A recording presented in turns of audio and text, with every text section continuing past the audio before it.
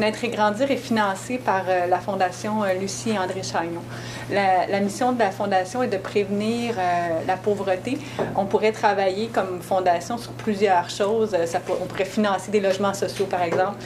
Et la Fondation, on fait toutes sortes d'études et on a constaté qu'un des moyens d'enrayer, je vous fais une bande-annonce assez courte, un des moyens d'enrayer la pauvreté à plus long terme, c'est de prévenir, de favoriser une entrée scolaire à l'école réussie. Donc, quand l'enfant rentre à l'école et qu'il y a des bonnes conditions, bien, les chances sont qu'il va terminer son parcours scolaire, travailler et tutti quanti.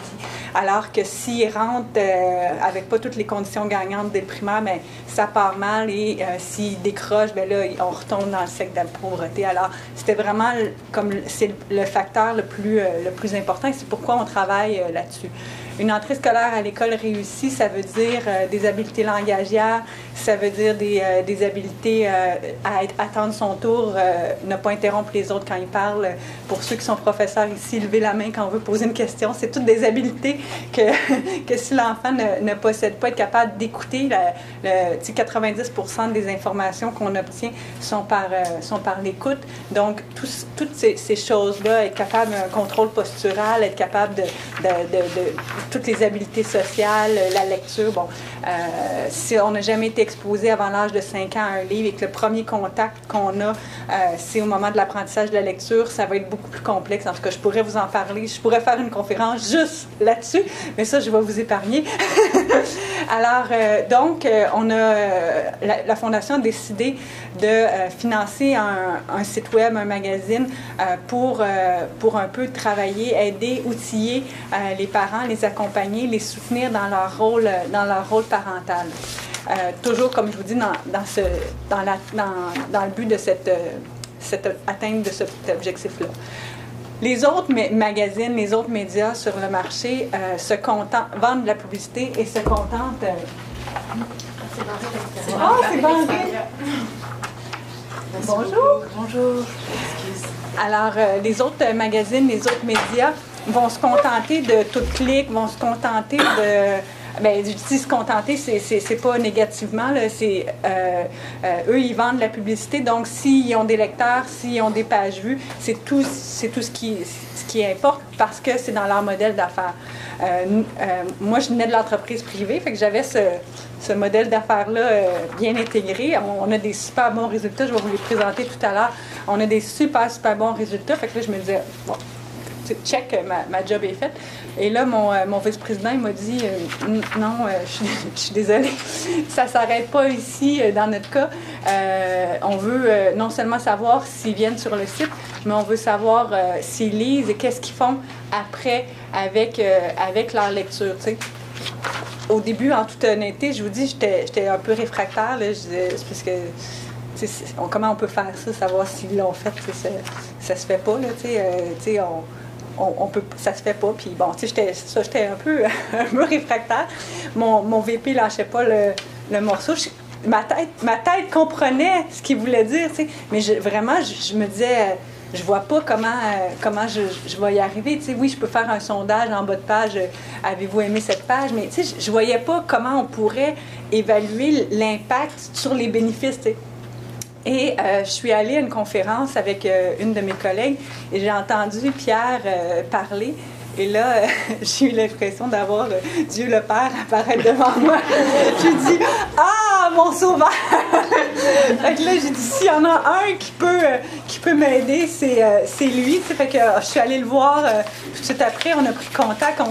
J'ai expliqué les attentes de mon patron. J'ai demandé « Je penses-tu qu'on... » Puis là, il m'a dit « Oui, oui. » Puis là, Pierre était, ben si tu veux, tu peux, tu sais, en tout cas, je ne veux pas te prêter d'intention, mais il était stimulé, il était content parce qu'il n'avait jamais eu la chance d'appliquer cette méthode-là sur des contenus qui s'adressaient à des parents. Il avait appliqué cette méthode d'évaluation des informations dans des profils plus cliniques. C'est ça, merci. Alors là, je lui offrais la possibilité là, de faire ça dans un cadre de parents et information grand public. Alors, c'est comme ça un petit peu là, que le processus s'est mis en branle et que l'histoire a commencé. Geneviève va commencer par présenter rapidement Naître et Grandir. On va vous donner un peu de contexte parce que sinon vous allez être perdu. Je pense que j'ai de le faire. Non, c'est correct. Avec Naître et Grandir, un peu sur la méthode, et puis ensuite on va vous présenter nos résultats préliminaires. Ok. Puis on aura gardé une bonne période de discussion pour les. Donc Geneviève, si tu veux voir un peu les objectifs et tout ça. Donc, vous allez voir, là, je suis un peu allée ad lib, mais parce que c'est Pierre qui a été assez gentil pour préparer ma présentation. Mais oui, c'est mes diapos. Mais donc, comme je vous disais, Naître et Grandir, on est financé par la Fondation. Donc, notre persona principal, c'est tous les parents avec des enfants de 5 ans et moins. Donc, tous les parents, mais avec une emphase sur les parents provenant de milieux défavorisés. On n'exclut pas, on veut vraiment viser tout le monde, mais avec une attention particulière là, pour ces parents-là, ainsi qu'une attention à tout le réseau élargi, parce que le fameux village là, qu'on entend, mais aussi une sensibilisation de la société. Vous savez, quand on a, si on fait un message là, que l'enfant, à l'épicerie, s'il fait une crise, puis qu'il veut quelque chose, bien, les gens qui ne sont pas parents sont exposés à ce message-là, et par la suite, bien, ils ne nous regardent pas comme parents avec des gros yeux méchants à l'épicerie quand notre enfant est... Fait que ça crée même une sensibilisation sociétale là, dans son ensemble. C'est ça, donc quand on leur parle, quand ils voient un autre parent parler du nom des fruits et des légumes à l'épicerie à un enfant qui a l'air de 2 ans ou plus jeune, bien, ils comprennent qu'on est en train, comme parents, là, de stimuler son développement. Naître et Grandir existe, se décline sous différentes formes, donc le magazine, le site web, une infolettre qui est envoyée à chaque semaine selon l'âge de l'enfant. Naître et Grandir aussi, maintenant, comme vous savez, c'est un incontournable. Les gens sont sur des tablettes, sont sur des téléphones. Alors, notre site s'adapte là, à ces environnements-là. On est sur tous les réseaux sociaux, forcément, donc Pinterest, Twitter, Google+, YouTube et le reste.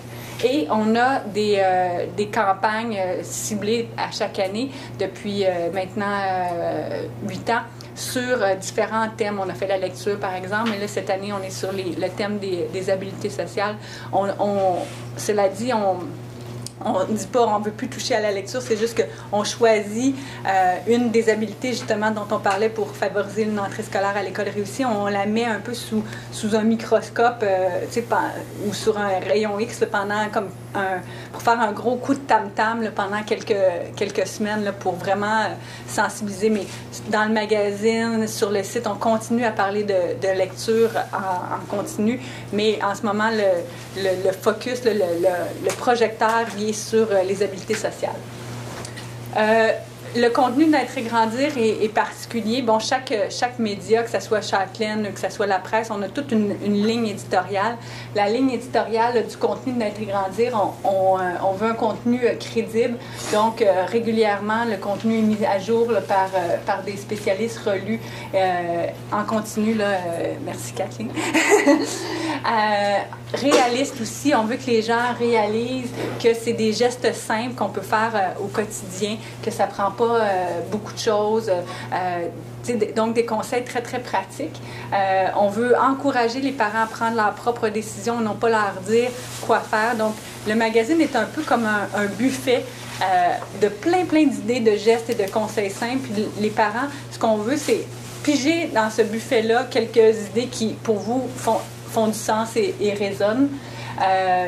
En même temps, on essaie de comprendre et de reconnaître là, que le parent, il n'y a pas un parent qui se lève le matin en disant « ce matin, je vais faire la pas bonne affaire ». Y a pas... Alors, le parent est toujours animé d'une bonne intention, donc on veut vraiment le dire « regarde, tu fais de ton mieux », puis il y a effectivement différents points de vue. Après, c'est à toi... Donc, un peu positif aussi, montrer que le parent peut faire des changements là, positifs dans la vie de son enfant. On est coopératif, donc on garde en tête toujours notre lecteur, mais en plus, puis là on le démontre encore plus que jamais, c'est pour ça que c'est en rouge, on tient compte de leurs commentaires qui nous proviennent soit via le questionnaire ou qui nous proviennent via les réseaux sociaux ou directement dans nos boîtes de courriel. Ça, les gens sont estomaqués.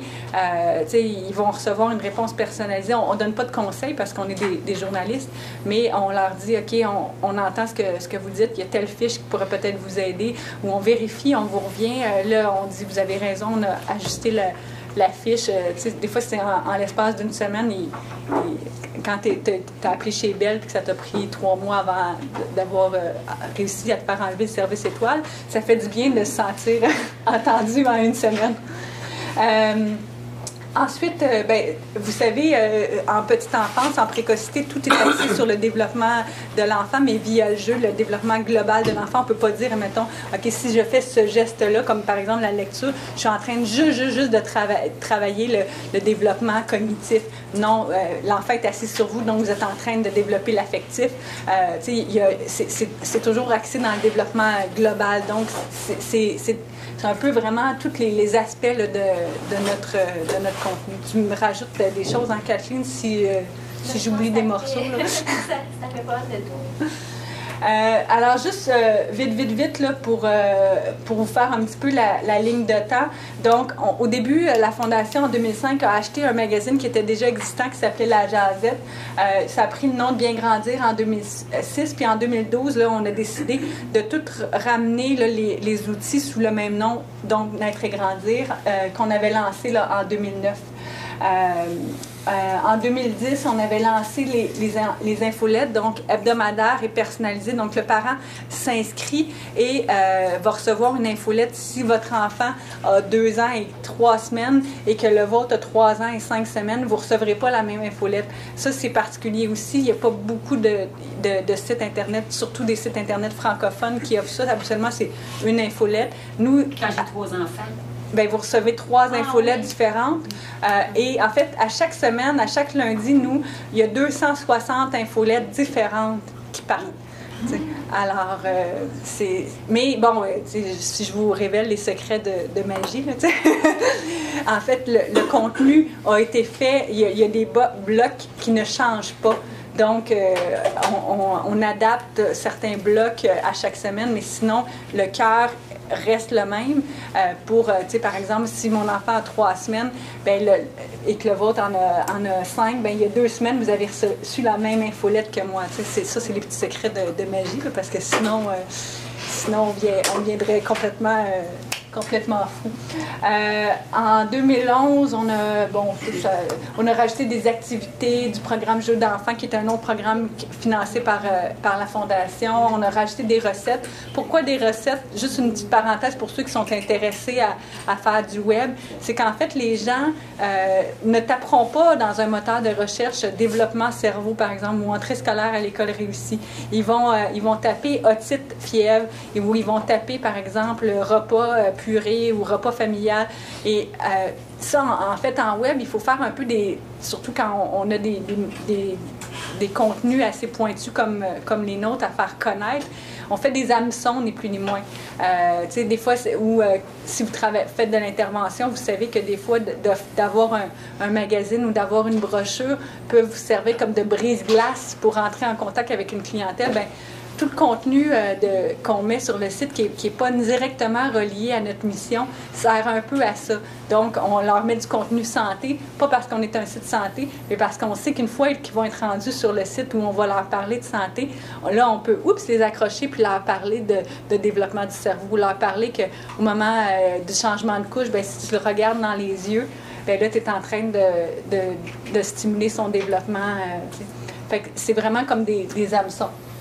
En 2012, on a mis en place la section grossesse pour justement aller encore plus chercher la précocité, parce qu'il se passe des choses au moment où, dès la femme, au moment de la conception. C'est là où les parents sont le plus ouverts à entreprendre des changements de comportement.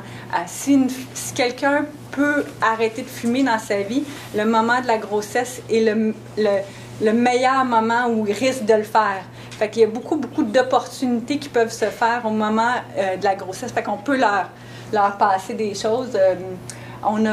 Donc, c'est l'année, là, si vous vous souvenez de l'autre slide d'avant, c'est l'année où je vous ai dit qu'on a arrimé tous les noms pour en faire juste un. Fait qu'on a fait une refonte graphique, on a comme tout fait ça.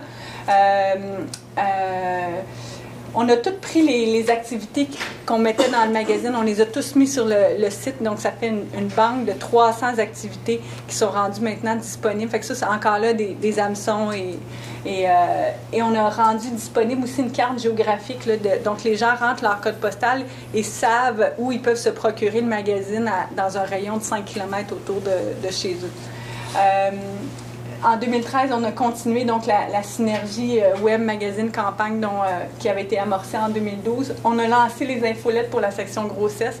Vous voyez qu'on fait les choses un petit peu étape par étape. Pour ceux qui m'ont entendu dans des conférences précédentes, c'est souvent un concept que j'explique. On ne peut pas tout faire d'un coup. Fait que allons-y par phase, puis un jour, vous allez arriver à la destination que vous voulez atteindre. C'est cette année-là, en 2013, qu'on a tout travaillé le site pour le rendre adaptatif aux différentes plateformes. Et là, j'ai arrêté la ligne de temps en 2013, mais évidemment, on ne s'est pas mis du vernis à ongles tout le long de l'année passée. Là. on a fait des nouveaux contenus et on continue. Et là, je vous annonce en primaire qu'on va se rendre éventuellement jusqu'à 8 ans. Parce que le développement du cerveau a des fenêtres d'opportunité jusqu'à 8 ans. Et en plus, c'est un peu particulier dans le sens où on leur dit on veut favoriser une entrée scolaire à l'école réussie, mais au moment où ils rentrent à l'école, on vous lâche, tu sais. Alors, on s'est dit, OK, on va rester avec eux, on va les soutenir pour le premier cycle du primaire, qui est la maternelle première, deuxième année. Donc, on ne les lâchera pas là, au moment où il y a encore beaucoup de choses qui peuvent se passer.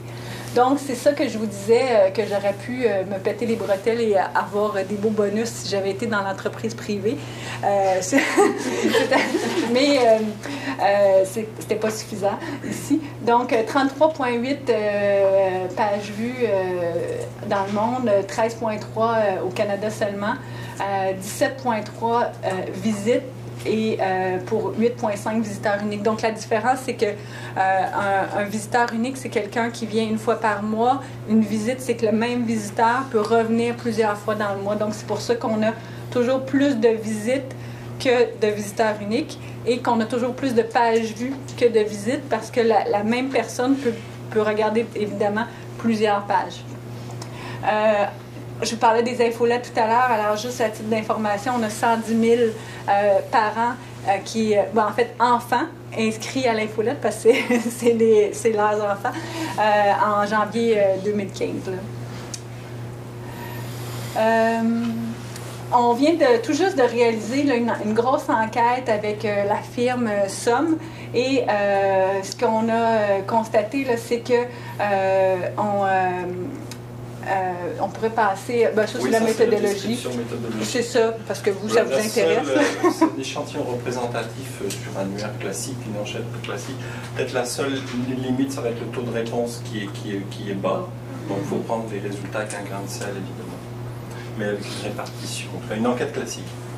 Donc, on a le taux de notoriété, donc on a un taux de notoriété de 82 %, mais ce n'est pas en notoriété spontanée. Là. Ça, on leur donne des choses et on leur dit est-ce que vous connaissez, oui ou non. Mais ça, pour vous donner des normes dans l'industrie, c'est excellent. Là. Quand on atteint des taux de notoriété comme ça, on ouvre le champagne. On est très contents. Et au niveau de la consultation, donc, il y a 76 % des parents qui ont consulté, des parents sondés, là, évidemment, qui ont consulté Naître et Grandir dans les 6 derniers mois. Ça aussi, bravo. Là, je m'auto-congratule. Ça, c'était fait auprès de parents d'enfants de moins de 5 ans. Moins de 7 ans. Population confondue. Oui, c'est ça. 0,7 ans. OK. Parents d'enfants 0,7 ans. Puisque, oui. Puis les normes, c'est quoi? Vous disiez comme quoi que 82 % c'est super bon. C'est quoi la norme? De notoriété, oui. C'est 50 à 65 %. OK, merci. Est-ce que je peux juste rajouter oui. une chose? Aussi, parce qu'on avait comparé, c'était comparé à d'autres magazines et publications pour les parents, puis ça se comparait très, très avantageusement au mieux vivre de votre enfant qui est distribué gratuitement, c'est ça. En fait, on a le même taux de notoriété que le mieux vivre et il n'y a personne qui dépasse Naître et Grandir et le mieux vivre. Là. Ça, je l'avais pas dit. Le gouvernement, l'hôpital. Oui. Le livre, la Bible, puis la Bible. Ce qu'elle fait la Bible. Ouais. Non, mais c'est vrai, mais c'est Tout le monde appelle ça la Bible. Oui, exactement. Quand tu es aussi connu que la Bible. Ouais. C'est ça. Non, mais c'est vrai. Donc, c'est ça, justement. Merci, Kathleen. On avait vérifié les sources d'informations que les parents consultaient le plus quand ils voulaient avoir des informations sur leur rôle et sur le développement des enfants. Donc, en premier, c'est pas une surprise, les gens consultent de plus en plus maintenant Internet. Alors, je vous le confirme, là, c'est 3/4 des gens qui ont le réflexe d'aller sur Internet en premier. Ensuite, les livres, c'est pas moi qui ai fait la slide, là, c'est pour ça que c'est écrit « Ivre ». Bravo, Pierre. Il l'a fait avec un verre de vin. Mais les livres, les guides, les revues, donc 60%. La famille ou les amis, 58%. Les professionnels de la santé, 53%. Donc, toutes ces 4 zones-là là, sont vraiment les plus importantes. Ensuite, on voit là, que ça diminue vraiment. Et les gens aussi consultent plus qu'une source d'information, consultent plus lorsque c'est un primipare, consultent plus lorsque l'enfant a moins de 2 ans.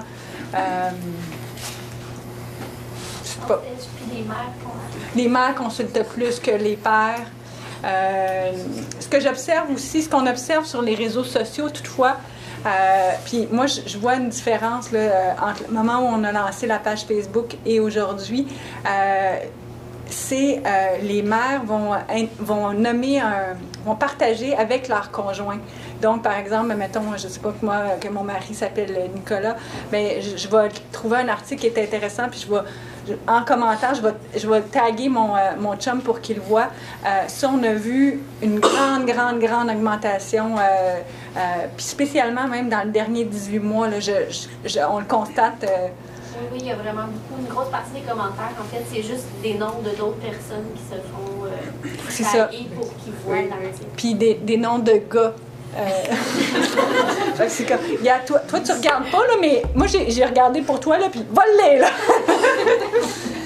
Mais en termes de statut socio-économique, dans vos 1000 répondants, c'est quoi la proportion qui vient de milieu défavorisé? Alors ici c'est un échantillon, c'est pas nous, ça c'est un échantillon représentatif de la population. Oui. Un échantillon aléatoire. C'est ça. Vous avez pas demandé une surreprésentation des parents défavorisés. Mais alors, ce que Geneviève vient de dire, on va en reparler pour nos résultats à nous, parce qu'on va voir qu'il y a peut-être un petit phénomène là que nous on a pu observer. Oui, qui est intéressant. Effectivement, de dispersion, comme si les personnes en milieu défavorisé avaient une diffusion sociale beaucoup plus large de l'information qu'ils ont trouvée versus aux personnes plus favorisées. Comme un rôle un peu de... Complètement à l'envers des stéréotypes oui. qu'on voit habituellement dans la littérature, donc on va pouvoir en reparler, comme un rôle d'ambassadeur, ni plus ni moins. Mais si je me souviens aussi, dans les lecteurs de Naître et Grandir, il y a effectivement un petit peu plus de gens qui sont plus favorisés, mais cette différence-là, c'était la même dans les non-lecteurs aussi. Il n'y avait pas de différence vraiment au niveau de Naître et Grandir touche plus des gens favorisés. Ça se comparait. Ça se compare à la représentation sociale. Ce qu'on voit dans la société, ben, c'est la même chose chez nous. Oui, mais c'est ça peut vouloir dire qu'il faut comme continuer d'essayer de rejoindre plus ces gens-là, mais on n'était pas différents de d'autres publications. Non, mais vos publications, c'est pas grave. Votre publication vise les défavorisés, par conséquent, vous avez... Tu peux bien te comparer en disant c'est comparable aux autres, mais vous aviez un marché, une cible particulière. Bien, on vise tous les parents, incluant les défavorisés. Et en fait, ce que nous, on se dit quand on regarde les résultats, c'est on les vise et on les rejoint. T'sais, ce qu'on voulait faire, on le fait, on les rejoint. On peut toujours les rejoindre davantage. Là, après, ça pourrait être aussi l'objet d'un autre séminaire en soi. Le niveau de la littératie, quand tu simplifies trop, ben là, tu viens de perdre tes favorisés qui vont dire c'est trop simpliste. Fait que c'est tout ton équilibre très fragile jusqu'à quand tu... mais on voulait les atteindre et ça nous a confirmé qu'effectivement, là, on les rejoint. Là. Alors maintenant, ça va être un petit peu plus sec et difficile. Désolé, je pense qu'on vous en est milliers. Au niveau méthodologique, l'idée ici, c'est l'idée d'évaluation systématique d'un objet d'information. Notre travail est situé, localisé et inspiré par les sciences de l'information. Et le concept d'imbrication, c'est-à-dire que quand vous lisez l'information à un moment donné, il y a une imbrication qui se fait entre l'objet d'information, vous-même, l'utilisateur de l'information et la situation. Et c'est cette triade-là, la personne dans une situation donnée, disons un objet d'information donné, qui est unique. Si moi je lis la même chose demain matin, je n'aurai pas la même perception de cet objet d'information. Si quelqu'un d'autre le lit, il n'aura pas la même perception. Si la situation change, la perception sera différente. Donc c'est cette idée-là d'imbrication entre l'information. Vous allez voir, nos travaux sont basés sur 4 niveaux d'effet des informations. Vous allez voir les théories un petit peu plus loin. L'idée d'évaluation développementale, en anglais de crowdsourcing developmental evaluation, pour mobiliser la sagesse de la foule pour développer quelque chose. C'est l'idée de Google, c'est l'idée de, il n'y a rien de neuf là, Wikipédia, etc. C'est cette idée-là. Et on va vous parler un petit peu de la validité de contenu initial. Ça, c'est juste le contexte. Ensuite, on montrera dans les résultats. Alors, le concept d'imbrication avec push-pull, j'y reviens dans 2 minutes. 4 niveaux d'effet des informations. Je vais vous présenter le modèle théorique. Retenez, c'est pertinence en langage de sciences de l'information. C'est la pertinence, relevance come first, ça vient en premier. L'information n'est pas pertinente, on l'aime pas. L'impact cognitif, évidemment. L'utilisation de l'information. Et puis nous, ce qu'on a ajouté au modèle déjà existant, c'était les effets éventuels, les attendus, perçus et attendus sur le bien-être de la santé. Donc une évaluation développementale. Et puis on a différentes versions de ce questionnaire maintenant, donc pour les cliniciens, les patients ou les consommateurs d'informations. Je vous ai mis le lien ici. On pourra faire circuler les diapositives après. Ici, une des idées qu'on a proposées, c'était le modèle qu'on a appelé push-pull. Alors c'est très simple. Si vous pensez à Naître et Grandir, que Geneviève vient de présenter, le push c'est l'infolettre, le pull c'est le magazine sur le site web. Et en fait, ce qu'on s'aperçoit, dans la littérature suggère, il y a déjà plusieurs essais randomisés contrôlés sur le sujet, c'est qu'il y a une espèce de synergie entre pour aller plus vite, je vais dire le push et le pull, excusez-moi pour les Pierre, anglicismes. si tu permets, juste pour être sûr que tout le monde, parce que là, si vous n'avez pas bien saisi au début, là, c'est qu'en fait, l'infolette, c'est moi qui ai fait c'est nous qui avons fait un choix et je vous pousse de l'information. C'est pas vous qui choisissez quelle information. Vous allez effectivement ensuite faire un choix dans les 5 textes, par exemple, qu'on vous propose, lesquels vous voulez lire. Mais quand vous venez sur le site de vous-même, c'est vous qui allez tirer le pool, l'information que vous voulez. Là, je voulais juste être certaine que tout le monde sait bien. C'est parfait. Et puis ce qu'on s'aperçoit que la littérature démontre, c'est que si je vous pousse de l'information, vous aurez plus tendance à venir là pour aller au jour où vous en aurez besoin d'aller chercher l'information. Donc il y a une causalité, parce que là on parle d'essais randomisés contrôlés, il y a une causalité directe, qui est faible, mais qui est là, entre le push et le pull. Donc nous, notre méthode, on prend le point de vue de l'usager de l'information et on a notre méthode ensuite qui permet de documenter, je ne dirais pas mesurer parce que c'est une checklist, c'est pas un outil de mesurer, de documenter ces effets-là. Alors ça c'est un petit peu vieux, là, mais le modèle est toujours présent et pour l'instant il tient encore. De manière plus générique, là, le questionnaire qu'on a bâti est fondé sur des théories de l'information qui convergent. Il y a beaucoup je ne ferai pas de citation parce que ce n'est pas le lieu, mais il y a un processus sur lequel tout le monde s'entend, qui est le processus d'acquisition, de cognition et d'application des informations. En grosso modo, vous allez sur Internet, c'est ça que vous vivez. Vous allez sur Internet, vous lisez une dizaine de titres, il y en a un qui est pertinent, vous l'attrapez, vous le regardez, il n'est pas pertinent, vous passez au suivant. Il y a ce phénomène d'acquisition qui est aussi lié avec la cognition, c'est-à-dire que la pertinence est jugée quasiment sans lire. La pertinence, vous lisez, mais vous voyez ce que je veux dire, cette sensation de « ah, pas pour moi, suivant ». Et puis ensuite, vraiment, vous pensez que c'est pertinent, hop, vous commencez à le lire. Là, le processus cognitif se met en marche. Évidemment, je vous raconte tout ça comme si c'était des phases, c'est pas des phases, là. Tout ça est extrêmement interrelié. Et éventuellement, quand c'est pertinent et que vous pensez que cognitivement c'est correct, vous allez éventuellement l'appliquer, mais c'est pas sûr. C'est pour ça qu'on a fait cette pyramide.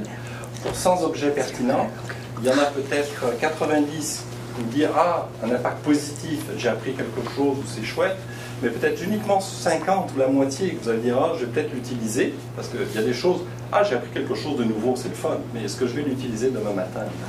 Non, je vais attendre un peu.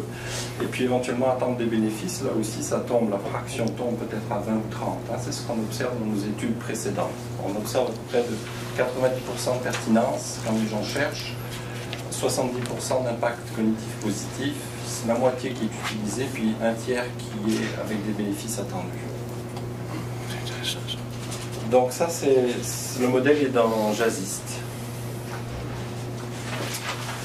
Et dans Big Data aussi, on a un chapitre dans Big Data parce que, en fait, avec ce questionnaire-là, depuis 10 ans, on a maintenant des millions de questionnaires avec l'Association médicale canadienne. Donc on peut vraiment tester ce modèle-là avec des millions de questionnaires complétés. Alors, le troisième élément, pour comprendre un peu la présentation d'aujourd'hui, c'est l'évaluation développementale par les usagers. Et puis là, je pense que je prêche à des convaincus. En communication, il y a plusieurs savoirs différents, les savoirs d'experts, les savoirs contributifs, les savoirs expérientiels. Donc ici, c'est vraiment de ne pas créer une hiérarchie des savoirs, mais d'accepter que les savoirs se rencontrent et puissent se rencontrer et se parler. Alors dans l'application à gauche, l'application des connaissances unidirectionnelles, c'est ce qu'on voit habituellement aux IRSC, etc. C'est les experts ou l'expert ou le savant sait et va dire à cet imbécile de médecin de famille ou de pharmacien de la communauté ce qu'il faut faire parce que lui, au moins, il n'y connaît rien. Bon. Nous, la démarche, je caricature évidemment, mais pour vous réveiller, mais nous, ce qu'on fait, c'est plutôt l'application des connaissances bidirectionnelles. C'est-à-dire que les informations qu'on fournit via les associations professionnelles, on s'attend à ce que les professionnels l'évaluent, répondent, commentent, évaluent et éventuellement améliorent cette information-là. L'éditeur parle aux cliniciens, mais ensuite les cliniciens peuvent parler à l'éditeur en disant « Hey, page 122, là, excuse-moi, là, nuance ou ajoute quelque chose. Moi, j'ai lu dernièrement, etc. » Donc voilà. Et c'est pour ça que l'article de notre papier s'appelle « Better than Best Evidence ». Parce que tous ces sites web, tous ces sites internet, ils se vendent tous en disant on va vous fournir la meilleure preuve, we provide the best evidence aux cliniciens, up-to-date, essential evidence, etc. Et nous on dit ah oui mais nous avec notre système on fait mieux que mieux. Donc voilà, c'est ça l'idée de développemental. Un exemple, l'exemple on a travaillé avec l'Association des pharmaciens du Canada, ils envoient un courriel semaine à des milliers de pharmaciens et de médecins à travers le Canada. Par exemple, si on prend juste les médecins de famille, il y en a 5000 en 2010, ça c'est 2010, maintenant je pense au moins le double. Il y en a 5000 qui ont évalué au moins un des faits saillants. Donc il y a eu 30 000 questionnaires complétés. C'est considéré comme un apprentissage réflexif. Il y a une de nos étudiantes en éducation qui avait fait sa thèse là-dessus. Quand ils complètent notre questionnaire, les médecins de famille gagnent des crédits de formation continue. Donc un petit bonbon pour eux. Au début, on pensait que c'était pour ça que ça marchait, mais en fait, avec Naître et Grandir, il n'y a pas de bonbon, puis ça marche pareil. Il y a quelque chose. Je ne sais pas ce que c'est, vous allez me le dire. Donc il y a 4000 commentaires. La plupart, c'est merci, j'aime bien, etc. Il y a 682 commentaires potentiellement constructifs que nous, on sélectionne avec une grille de codage validée et fidèle.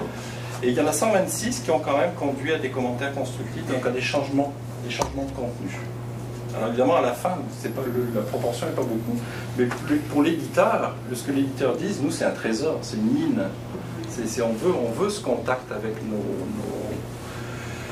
On y reviendra, je suis certaine, mais je veux juste éviter tout malentendu. Je parlais tout à l'heure de la rigueur du contenu sur Naître et Grandir, qu'on révise les fiches par des experts puis qu'on met à jour en continu. À la différence d'un questionnaire comme ça qui est envoyé auprès d'experts, nous, ils nous aideront pas, ils nous diront pas, par exemple, mettons, pour calmer mon bébé, moi, je l'ai mis sur la sécheuse, puis on n'arrangera pas le contenu en fonction des commentaires des parents dans ce sens-là, OK?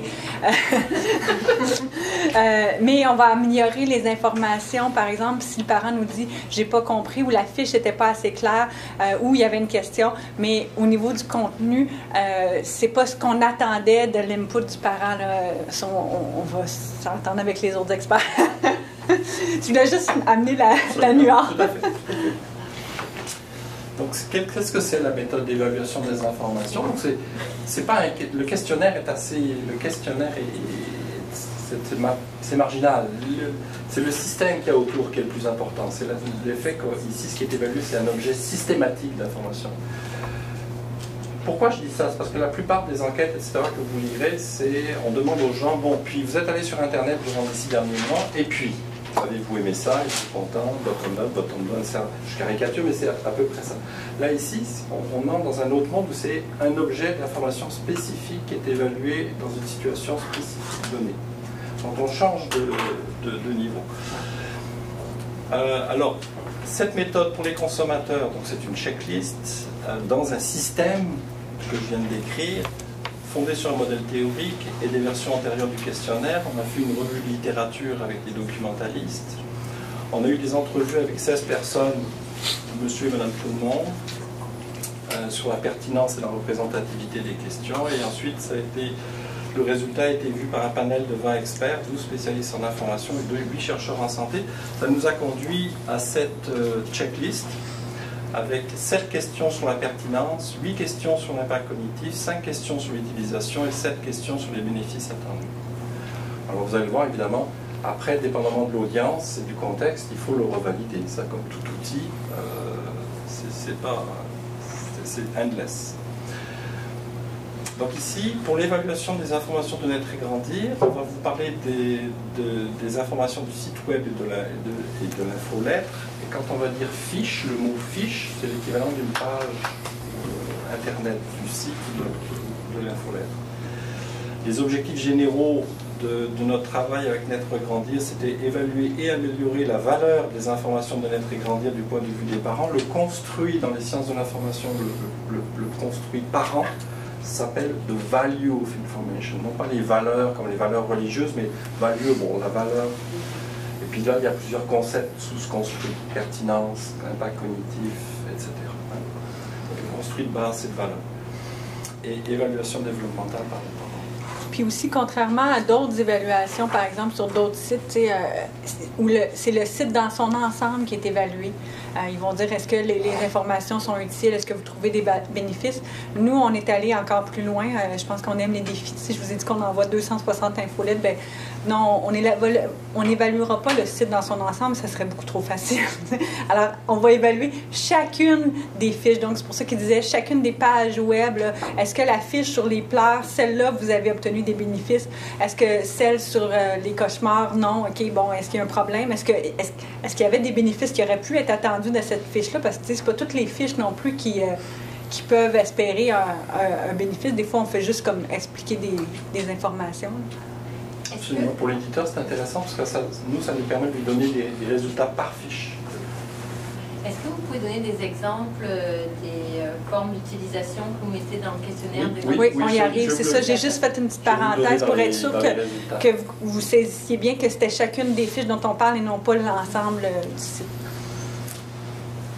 Donc les 3 objectifs spécifiques, faire participer les parents à une courte activité réflexive en espérant que ça va améliorer l'utilisation des informations, évaluer le contenu des fiches de Naître et Grandir et éventuellement, on verra plus tard, mais on n'est pas là, mais peut-être améliorer le contenu informationnel. Donc on utilise un cycle de gestion des connaissances itératif, décrit par plein de monde comme Kim Dahl-Kiel, etc. Donc Naître et Grandir produit des informations, il diffuse les informations, on invite les parents à évaluer les informations, on analyse ces évaluations et on retourne les résultats à Naître et Grandir. Alors ça se présente comme ça, vous allez sur le site web et vous avez une petite accroche en bas, 6 questions pour évaluer ce texte.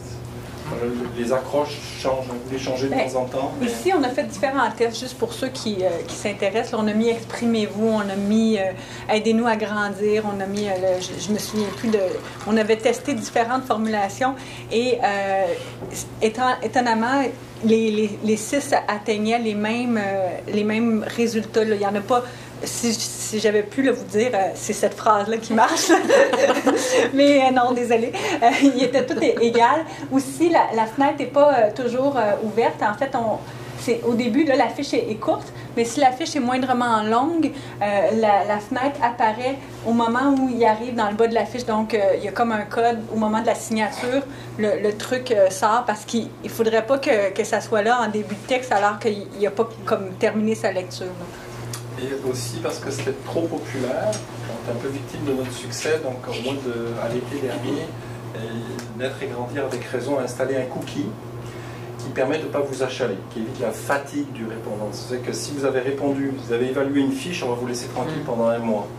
Et si vous revenez le mois suivant, là, ça va réapparaître. On va vous réinviter à... C'est ça, parce que comme c'est dans chacune des fiches et non pas dans l'ensemble du site, là, les gens disaient, ben là, vous m'agacez, là, je lis 8 fiches, puis là, vous me...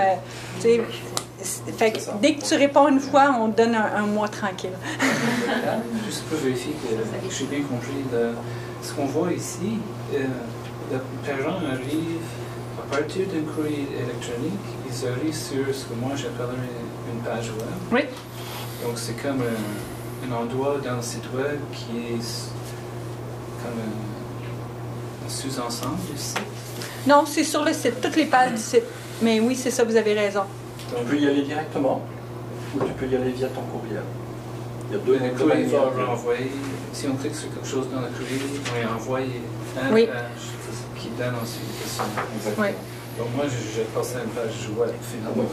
Mais en fait, c'est que vous arrivez, quand vous venez de l'infolette, vous arrivez sur le site général, le même site que si vous ne proveniez pas de l'infolette, c'est juste que vous arrivez dans une page précise. Comprenez-vous ce que je veux dire? Si j'arrive... L'infolette envoie un message. Va voir pour les enfants de 3 ans, cette semaine, voilà la nouvelle recette. Il fait genre de menu. C'est ça. Si ça ne t'intéresse pas, tu ne cliques pas. Qui nous envoie une page web. Si le thème t'intéresse, tu vas le voir. Mais cette page-là, je peux y accéder par moi-même, même en n'ayant pas reçu de courriel. Par exemple, mon enfant a 0-12 mois, je vais dans la section développement, je vois socialiser à l'épicerie, je clique dessus parce que je suis intriguée, intéressée, je tombe sur ce texte-là et mon information, ici mon sondage, va quand même apparaître. Mais nous, avec un cookie, on sait si la personne provenait de l'infolette, donc en push, ou est arrivée sur le site d'elle-même, donc en pull. Puis ça, on voulait comparer, est-ce que les bénéfices attendus étaient les mêmes ou non. Donc on passe aux effets. Hein? On va regarder les effets, la validité du questionnaire, nos 3 questions et finalement l'apprentissage. L'effet des informations. Donc, ici, on parle uniquement des répondants. Donc, nous allons appeler les participants, c'est ceux qui ont évalué au moins, les parents qui ont évalué au moins une fiche. Ça va? Donc, pour le site web, on a obtenu 17 000, maintenant je pense qu'on est rendu à plus de 25 000, mais entre le 1er juin et 31 janvier, 17 000 réponses pour le site web. Le site web, on ne sait pas qui répond. Donc, je ne peux pas vous en dire plus sur les participants. On sait que le nombre on sait qui répond, mais on ne sait pas combien il y avait de personnes. Je n'ai pas d'informations démographiques démographiques sur ces participants. Pour les infolettres, on a ajouté un petit questionnaire démographique, qui fait qu'on arrive à les suivre, on arrive à mieux savoir qui sont ces participants. Et pour l'infolette, il y a eu plus de 4800 réponses, 2400 parents participants. Nombre de moyenne de réponse 1.4, c'est assez intéressant, vous allez voir pourquoi au point de vue statistique après. Puis nombre moyen de réponse par fiche, à peu près 6. Ça veut dire que sur tes 7 questions, ils ont répondu 6 questions? C'est-à-dire que si tu regardes l'ensemble des fiches, je pense qu'on avait 250. Combien de fiches vous avez? Je ne me souviens plus. 260. 260 fiches. Fois 3. Il y a pour chaque fiche, en moyenne, il y a 6 questionnaires qui viennent de l'infolettre. Et 25 qui viennent du site web. Ça fait que nous, en moyenne, on leur donne une trentaine d'évaluation par fiche. Donc les 4 niveaux d'information, la pertinence situationnelle, vous voyez qu'elle est à peu près équivalente, que ce soit en site web et en infolettre. Que ce soit la pertinence est très élevée, les impacts cognitifs sont très élevés, l'intention d'utiliser les informations est très élevée, les bénéfices attendus sont très élevés. On n'a jamais observé ça pour nous, pour les informations plus cliniques. Bon, mais là, on parle évidemment, c'est des volontaires qui participent. Alors il y a un phénomène qu'on observe dans la littérature sur le relational marketing, marketing relationnel. Il nous aide. On ne sait jamais qui répond, on ne sait jamais si c'est les contents ou les pas contents qui répondent. On a un petit peu ce qu'ils appellent le phénomène de la pointe de l'iceberg. Pour une réponse ici, ça représente, les gens en marketing disent que ça représente à peu près 250 personnes. Mais le problème, c'est qu'on ne sait pas quels sont les 250 représentés ici. Mais avec toutes ces réserves-là, c'est pas du tout les chiffres que nous on a obtenus dans d'autres contextes. Mon patron était content. Voilà ce que je dirais les 10 fiches qui ont obtenu le plus fort taux d'intention d'utilisation et de bénéfices attendus. Donc 6 mois développement social, 4 mois développement social, 3 mois développement affectif, 5 mois développement social, etc. Donc on est vraiment dans les débuts les plus populaires. Le rhume et la grippe, la laryngite, prendre soin de bébé, motricité globale. Donc vous voyez, il y a vraiment de choses.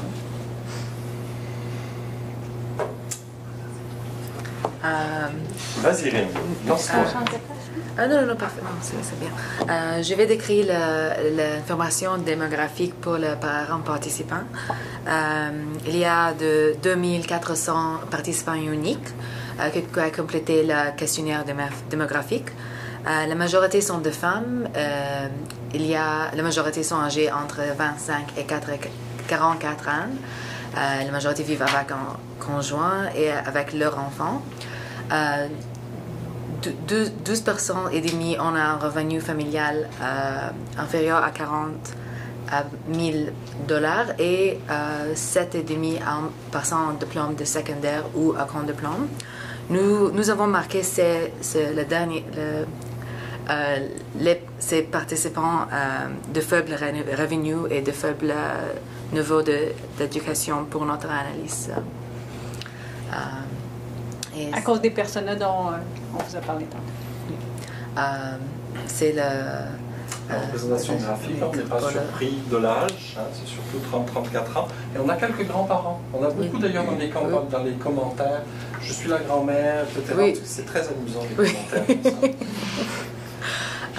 Le niveau scolarité à gauche, pardon. Non, c'est la comparaison avec la population de Québec.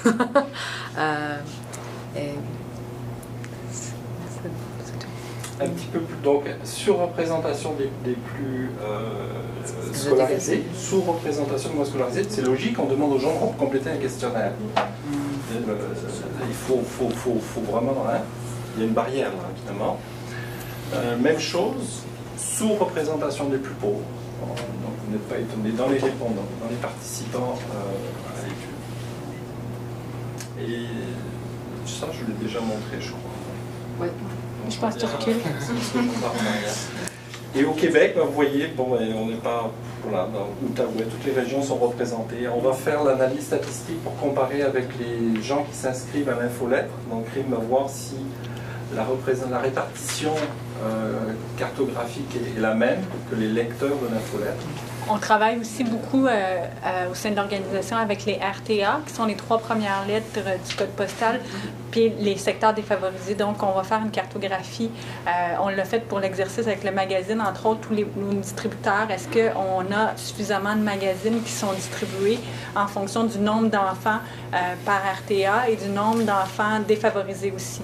Alors, est-ce qu'on a un bon taux de pénétration là, dans les milieux défavorisés? On va faire cette analyse-là aussi pour les infolettes et les questionnaires. Prime a préparé les résultats descriptifs qu'on va vous présenter tout de suite par niveau, et en plus tu as calculé des inférences pour la population. Vas-y, si tu veux. Une petite question, si son primipares ou multipares n'était pas dans le... Non. Je ne sais pas. Ça peut être une variable. Oui, je prends en note, merci. On pourrait ajouter ça dans le questionnaire. Oui, mais est-ce que tu peux présenter ce que tu as fait pour le Kikari, comparer les populations? Oui, pour cette variable, pour toutes les questions, je faisais le Kikari statistique pour décider s'il y a une différence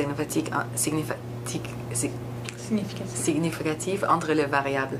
Par exemple, pour cette variable, je fais la population, j'ai divisé la population entre le faible niveau de scolarité et haut niveau de scolarité et s'il y est répondu avec oui ou non. Si le p-value est moins de 0.0001, on rejette l'hypothèse nulle qu'il y a aucune différence entre les deux populations. Alors voilà par exemple la pertinence situationnelle. Les parents disent, bon, ils viennent sur le site pour se renseigner en général, par curiosité, ou pour répondre à une question, ou pour lire l'opinion d'un spécialiste. Très peu pour le reste, très peu pour confirmer ce qui a été dit par un professionnel. Par contre, ce qui est intéressant, c'est que la différence avec les milieux défavorisés, donc vous avez là ici, on a une valeur de P qui suggère de ne pas qui suggère de rejeter l'hypothèse nulle. Autrement dit, pour cette question, pourquoi vous regardez cette information? Je l'ai regardée pour répondre à une question, un problème qui touche l'enfant de quelqu'un d'autre. Les résultats nous suggèrent, il faudrait le vérifier avec d'autres recherches évidemment, mais ils nous suggèrent qu'il y a une différence significative entre les populations les plus riches et plus scolarisées versus les populations les moins riches et moins scolarisées. Autrement dit, quand vous êtes plus pauvre et moins scolarisé, vous avez 2 fois plus de chances d'aller chercher cette information pour la donner à quelqu'un d'autre. Qui est ce quelqu'un d'autre? Je n'en sais rien, mais c'est une recherche intéressante pour un autre étudiant l'année prochaine. Qu'est-ce que c'est? Qu'est-ce que ça veut dire? Là, c'est un des éléments qui nous a vraiment surpris, parce que toute la littérature, le stéréotype, c'est de dire l'information sur Internet, elle est les plus riches, les plus favorisés, les plus scolarisés. Et là, tout à coup, on a l'impression qu'il se passe autre chose. Mais il faut dire que nous, ce n'est pas l'information sur Internet en général, c'est une information ciblée. Alors déjà, il y a une énorme différence. L'information non ciblée, on sait que ça entraîne dépression, anxiété, etc. L'information ciblée, en tout cas dans les milieux cliniques, on sait que ça a des effets plutôt positifs versus un non ciblé. Donc il y a probablement 2 phénomènes qui jouent là. Des phénomènes liés à l'information, point, et des phénomènes liés aux populations et aux réseaux sociaux. Et aussi, les études démontrent de plus en plus un taux de pénétration plus important de l'Internet chez les clientèles défavorisées. Le téléphone cellulaire, en tout cas, je vais juste vous le dire comme ça parce que je pense que ça pourrait vous intéresser, mais le fait de s'acheter une tablette coûte 300 $ par exemple versus un ordi. Avoir un téléphone, de plus en plus les populations vulnérables vont avoir un téléphone cellulaire intelligent et pas de téléphone, pas de ligne fixe à la maison. Donc c'est des moyens pour eux d'accéder à l'Internet. Alors si on savait, dans les dernières études, là, on voyait un taux de pénétration augmenter chez les clientèles défavorisées. Fait que si on le savait. Au niveau du partage de l'information, l'hypothèse, quand on en a discuté Pierre et moi, c'est que quelqu'un de plus favorisé, par exemple, moi, quand je fais une recherche, ça serait plus individualiste comme démarche. Je la fais pour moi. Et à l'inverse, si je sais que, par exemple, mes voisins n'ont pas accès à l'Internet, alors quand je fais une recherche, je vais penser plus à mon réseau et là, je vais partager l'information. C'est un peu l'hypothèse qu'on a que, comme dit Pierre, il faudrait valider avec d'autres études. Il y avait Renaï qui avait fait une étude qui m'a fait penser à ça avec une grande cohorte parisienne où elle observait sur cette immense cohorte de dizaines de milliers de gens des effets dans les milieux les plus défavorisés, des effets comme ça de diffusion de l'information. Je ne sais pas s'il y a des explications à ce phénomène-là, mais j'imagine que c'est là qu'il faudra aller chercher. Il y en a qui vont mettre l'accent justement sur des personnes qui jouent des rôles de médiateurs vers l'information dans les milieux défavorisés, et donc la problématique de littératie serait moins préoccupante qu'elle ne l'est dans les faits. C'est ça. C'est ça que ça suggère. C'est que même, ça on dit toujours, si vous avez un faible niveau de littératie, c'est fini pour vous. Non. Avec le phénomène de médiation qui semble être illustré ici, en fait, vous trouvez un passeur d'informations autour de vous. Ce serait quoi le mot-clé, Christine, qu'il faudrait chercher? Médiateur? Oui, c'est une forme de médiation, mais autour de littératie. Avec littératie, on se trouve. Quelle heure, pardon, excuse-moi de me calmer, à quelle heure on doit s'arrêter? Parce que je vois l'heure filer. C'est normalement jusqu'à 45. Ah, 45. Donc on va aller vite sur les résultats, puis vous gardez vos questions. Parfait. Pour l'impact cognitif, bon, c'est pas très étonnant, vous ne serez pas surpris, les gens disent qu'ils apprennent quelque chose de nouveau. Et l'information qu'ils ont trouvée sur Naître et Grandir les rassure, confirme que ce qu'ils font est correct et les rassure. Donc là, ça va. Et puis après, bon, c'est moins fréquent. Ça va pour ça? Ici, il n'y a pas de différence, je ne vous présenterai pas, pardon, mais pour les impacts cognitifs, il n'y a pas de différence entre les populations.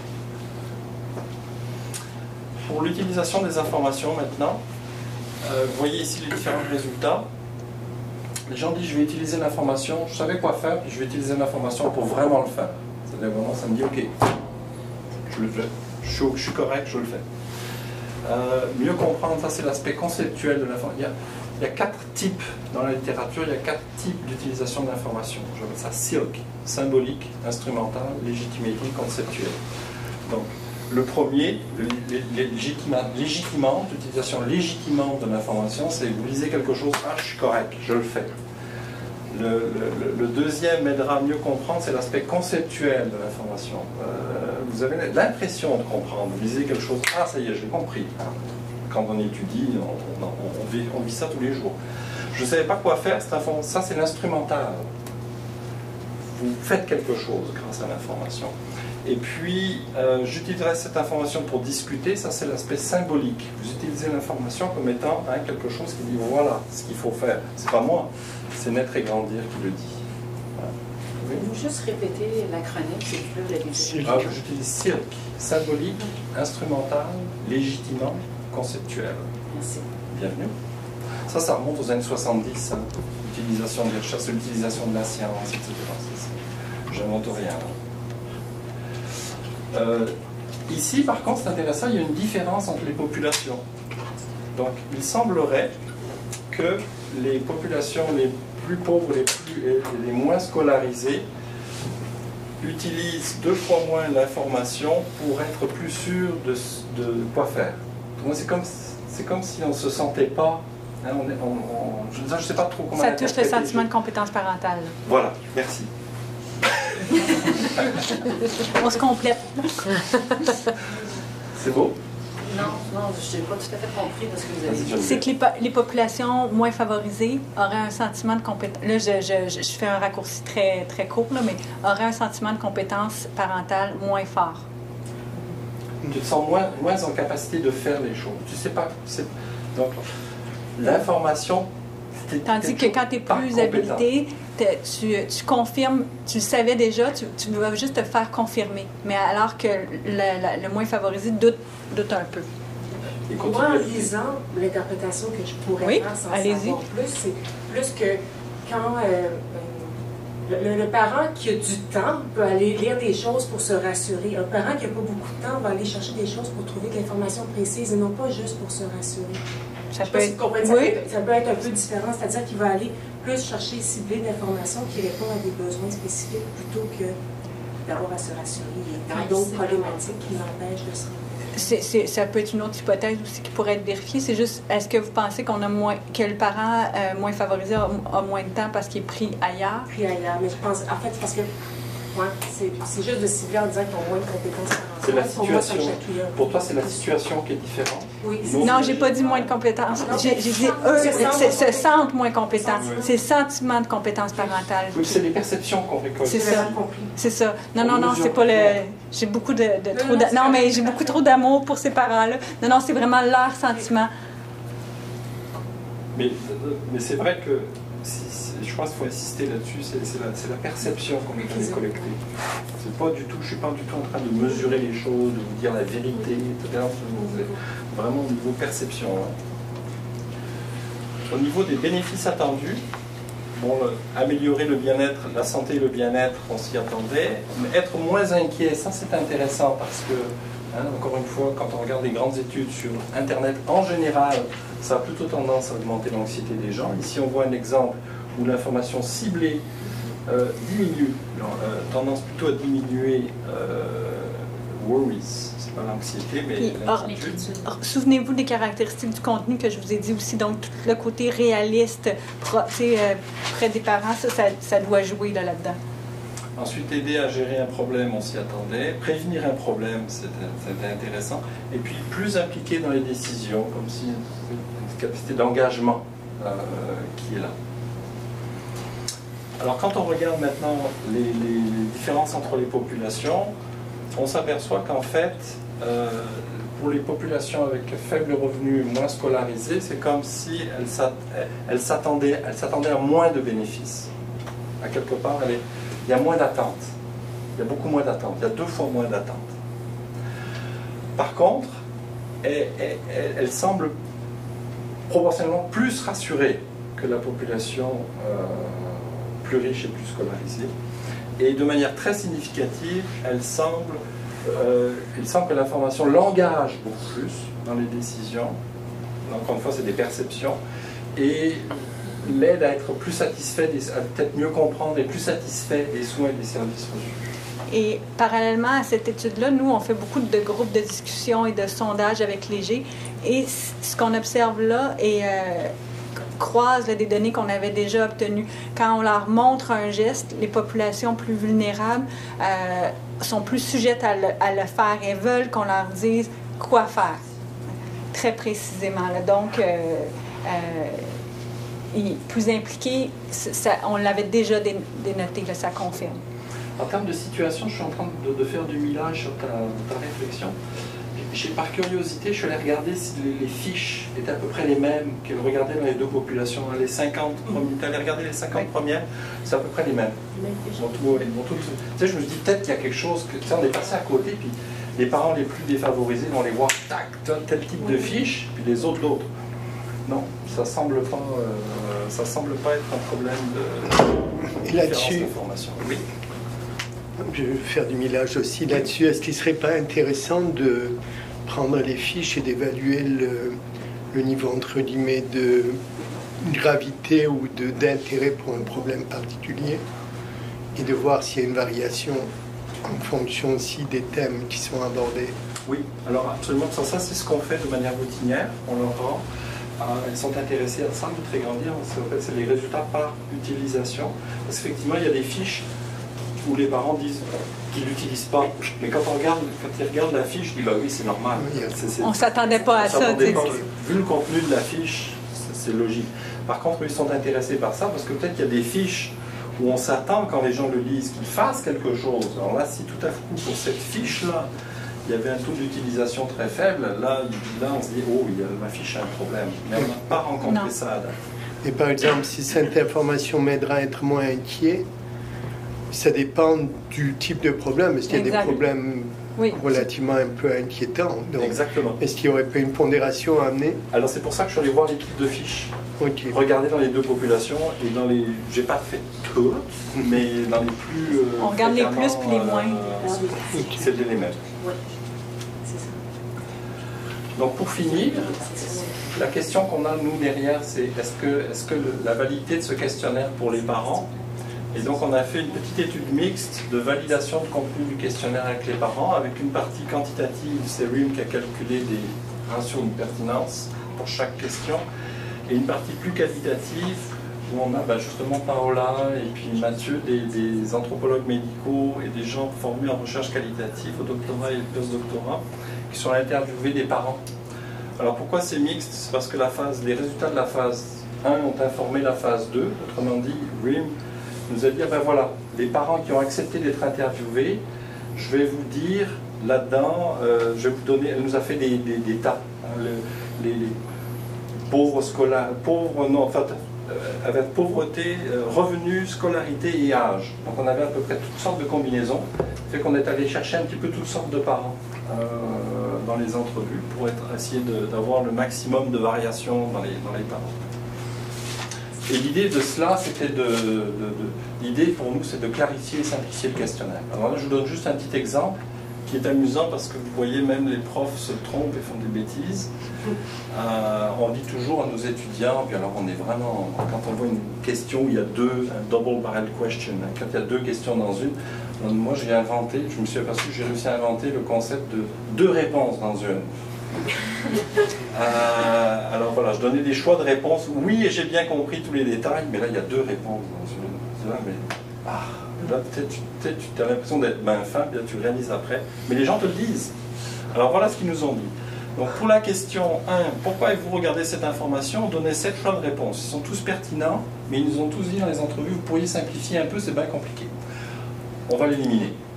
Parce qu'on dit ça vous amène à rien, on sait pourquoi les gens viennent, c'est par curiosité, etc. On sait, on n'a plus besoin de continuer de collecter. Par contre, ce qu'on veut savoir, c'est est-ce que cette information est pertinente? Et puis là, on va juste leur donner un choix de réponse totalement pertinent, non pertinent. Terminé.